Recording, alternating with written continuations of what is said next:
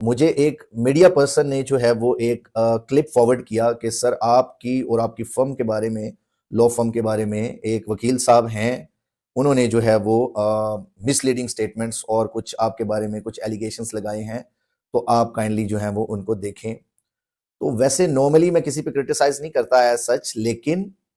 एक तो पहली बात ये कि आपसे केस संभाला नहीं जा रहा। आप अपनी नाअहली को छुपाने के लिए एक लॉयर के ऊपर, एक लॉ फर्म के ऊपर आप जो है वो एलिगेशंस लगा रहे हैं।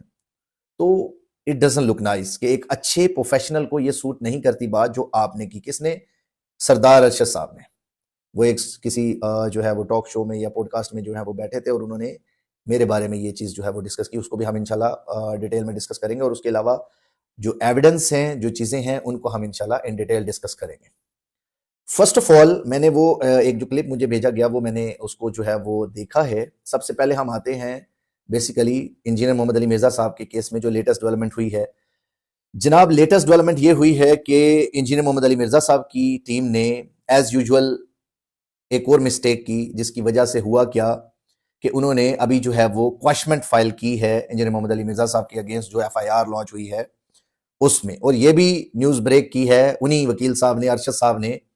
जो आजकल क्लेम कर रहे हैं कि मैं जो हूँ क्रिमिनल लॉ का वो बहुत बड़े जो है वो एक्सपर्ट हैं। उनकी मैंने वीडियो जो है वो देखी और उसमें मैंने कुछ चीजें नोट की। Obviously he is representing the legal team, it means कि he is the spokesperson of the legal team of engineer Mohammad Ali Mirza Sahab case, यानी कि whatever the legal team is saying, तो वो उसको रिप्रेजेंट कर रहे हैं। अलेजेडली जो वो ये कह रहे हैं और क्लेम कर रहे हैं इस चीज को कि वो इंजीनियर मोहम्मद अली मिर्जा साहब को जो है वो सोशल मीडिया पे जो है वो प्रेजेंट कर रहे हैं और इसी बेसिस पे वो अपना चैनल चला रहे हैं और इसी के ऊपर जो है वो मामला टेकअप कर रहे हैं।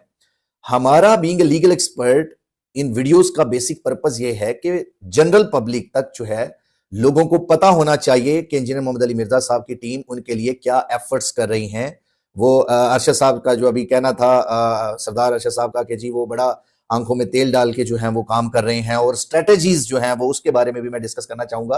कि वो जी स्ट्रेटेजीज की वजह से जो है ना हम खामोश हैं और स्ट्रेटजी की वजह से जो है वो हमें टाइम लग रहा है। और ये वो मैं जरा थोड़ा सा आपको उन स्ट्रेटजीज को भी क्लैरिफाई कर देता हूं जिसके बारे में वो बता के मुझे जो है वो डिग्रेड करने की कोशिश कर रहे थे कि जनाब असदुल्ला हाशमी साहब ने जो बात बताई है ये वो एटसेट्रा व्हाटएवर, जो भी वो आपने देखा ही होगा। अब कहने का मकसद क्या है? पहली बात कि ये जो मैंने क्वैशमेंट की इनको बात की थी कि क्वैशमेंट प्रोसीडिंग इनिशिएट करें करें करें, जो मैं अपने व्लॉग्स में जो है वो डिस्कस करता रहा। ये इनिशियल स्टेज की बातें थी बिफोर द सबमिशन ऑफ जो कि काउंसिल ऑफ इस्लामिक आइडियोलॉजी ने उसके ऊपर जो वर्डिक्ट दिया है उससे पहले की बातें थी कि आप क्वैशमेंट में जाएं और 17 फतवे आपके पास हैं। एक तरफ एक आसिफ अशरफ जलाली साहब का फतवा है और आप जो है वो मेजॉरिटी में हैं और इसी बेस पे आप जो है वो क्वैशमेंट में चले जाएं। और दूसरा 295 के जो एसेंशियल इंग्रेडिएंट्स हैं वो पूरे नहीं होते, लिहाजा आप इसकी क्वैशमेंट में चले जाएं। अब ऑब्वियसली लीगल एक्यूमेंट की कमी है, क्रिमिनल लॉ में एक्सपर्टीज की कमी है, जिसकी वजह से they are actually treating the engineer Mohammad Ali Mirza's case as a civil case. Civil case में जैसे नॉर्मली जैसे मर्जी वकील जो है वो थोड़ा बहुत ब्लंडर कर भी ले तो वो कवर हो जाता है बाद में, या कोर्ट की परमिशन से जो है वो एडअप हो जाता है, लेकिन क्रिमिनल केसेस में ऐसा नहीं होता। You must be vigilant. आप जज के सामने जब पेश होते हैं तो आपको well equipped, well prepared, well grounded होना चाहिए, अदरवाइज आप केस को जो है वो लूज कर जाते हैं, आप अपने क्लाइंट्स के लिए हार जाते हैं। फर्स्ट ऑफ ऑल पहला मैं इस चीज को क्लैरिफाई करूंगा कि जो क्वैशमेंट प्रोसीडिंग अभी स्टार्ट की गई है वो मेरे नजदीक शायद फ्रूटफुल ना रहे। वो इसलिए कि इंजीनियर मोहम्मद अली मिर्जा साहब की जो लीगल टीम है, एक तो वो बहुत ज्यादा टाइम जाया कर चुके हैं डिलेज में। दूसरी बात ये कि क्वैशमेंट प्रोसीडिंग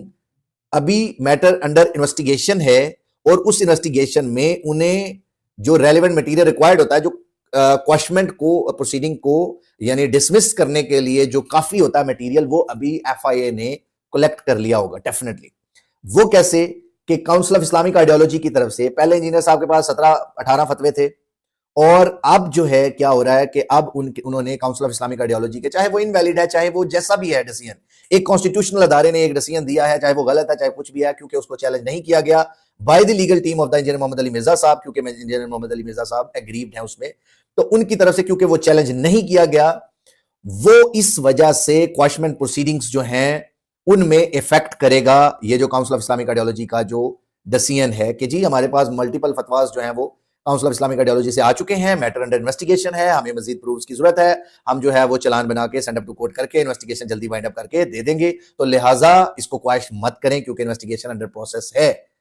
तो ऑनरेबल हाई कोर्ट इस तरह से इन्वेस्टिगेशन में जब दोनों तरफ से कुछ ना कुछ एविडेंस या कुछ ना कुछ मटेरियल्स अवेलेबल हो, तो नॉर्मल प्रोसीजर क्या होता है क्रिमिनल कोर्ट्स का कि वो उसको क्वैश नहीं करते उसमें कि एक दफा इन्वेस्टिगेशन कंप्लीट हो जाए तो बाद में हम देख लेंगे, अनलेस के आप पहले उसके ऊपर जाते क्वैशमेंट में और उस टाइम पे सिर्फ आपके पास जो है वो मेजॉरिटी में एविडेंसेस थे, मेजॉरिटी में ग्राउंड्स थे, मेजॉरिटी में सब कुछ था, तो उसके अकॉर्डिंगली आप जो है उसको टेकअप करते, तो देन जो है वो मामला। अब क्या कि इन्वेस्टिगेटिंग ऑफिसर्स ने उसके अंदर फॉर एग्जांपल हेट स्पीच का सेक्शन 11 भी ऐड किया हुआ है, अब नेक्स्ट जो है वो 395 की बातें हो रही हैं, वो भी ऐड अगर हो गया हुआ, या जो जैसे प्रेशर बिल्ड किया जा रहा है बरेलवी स्कूल ऑफ थॉट की तरफ से, तो वो अगर ऐड कर दें तो आप कैसे उस एफआईआर को क्वैश करवाएंगे? ये इंपॉर्टेंट क्वेश्चन है, ये मेरा लीगल टीम से भी क्वेश्चन है और स्पेसिफिकली जो उनके स्पोक्स पर्सन है उनसे मेरा क्वेश्चन है। नेक्स्ट, अब उन्होंने एक बात की वीडियो में कि जनाब असदुल्ला आजमी साहब ने कहा कि जी एक वीडियो में कि जी क्लेम किया कि जी हमने जो है वो पावर अटर्नी सबमिट कर दिया। बिल्कुल, मैंने कहा, मैंने फर्स्ट वीडियो में, आपने डेट शायद नहीं देखी, ऑब्वियसली क्रिमिनल लॉ आपने कभी प्रैक्टिस शायद नहीं किया होगा, तो इसलिए आपको वीडियोस की डेट्स के हिसाब से बात करनी चाहिए कि फर्स्ट वीडियो जो मेरी थी, जब मेरी इरशाद मिर्जा साहब से बात हुई, उनके साथ बात होने के बाद उन्होंने मुझे ताहिर अयूबी साहब का नंबर दिया,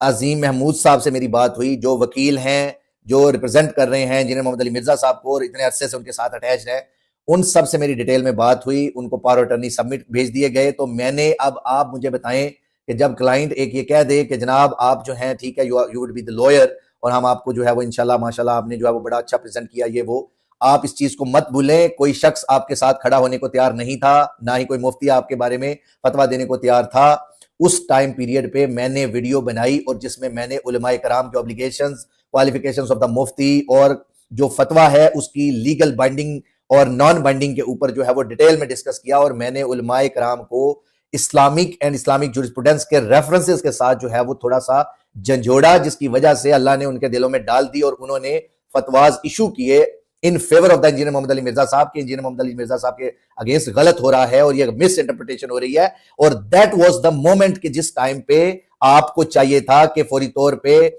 उसको जो है वो क्वैशमेंट में जाते और उस टाइम पे 3 एमपीओ की डिटेंशन को भी आप लोग चैलेंज करते, जो आपने नहीं किया।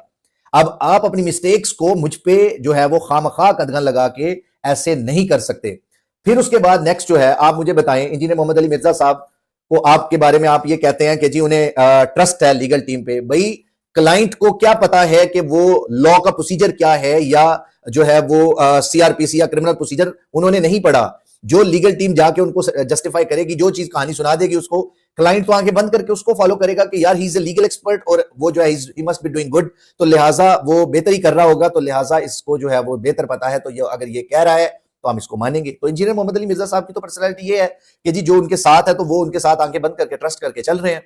तो ये रिस्पॉन्सिबिलिटी है आप लोगों की, जो स्पोक्समैन है या जो स्पोक्स पर्सन है इंजीनियर मोहम्मद अली मिर्जा साहब की लीगल टीम का, उनको भी थोड़ा सा ख्याल रखना चाहिए इस चीज को कि अगर आपसे कोई मिस्टेक हो जाए ट्रायल में, या मिस्टेक कर रहे हैं आप किसी भी प्रोसेस में, या मिस इंटरप्रेट कर रहे हैं, एटलीस्ट इसको सोशल मीडिया पे आके खामखा जो है वो मजीद इसको बढ़ाने की या हाईलाइट होने की जरूरत नहीं है।